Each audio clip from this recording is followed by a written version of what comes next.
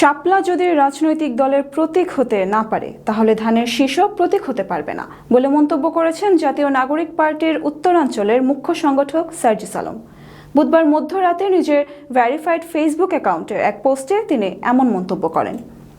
নির্বাচন কমিশনের নির্বাচনের প্রতীক হিসেবে শাপলা তালিকাভুক্ত না করার নীতিগত সিদ্ধান্তের পরই এ মন্তব্য করেন এনসিপির উত্তরাঞ্চলের এই মুখ্য সংগঠক।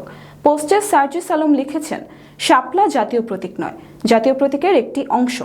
একইভাবে ধানের শীষ, পাটপাতা এবং তারকাও জাতীয় প্রতীকের অংশ।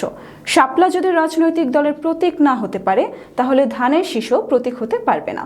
তিনি লেখেন, যদি জাতীয় প্রতীকের যে কোনো একটি অংশ রাজনৈতিক দলের প্রতীক হতে পারে তাহলে শাপলাও হতে পারবে।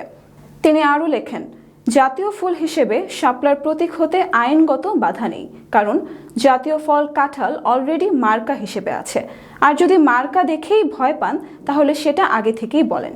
এর আগে বুধবার সন্ধ্যায় নির্বাচনের প্রতীক হিসেবে জাতীয় প্রতীক শাপলাকে নির্বাচনী পরিচালনা বিধিমালার তফসিলভুক্ত না করার বিষয়ে নীতিগত সিদ্ধান্ত হয়েছে বলে জানান নির্বাচন কমিশনার আব্দুর রহমান আল মাসুদ।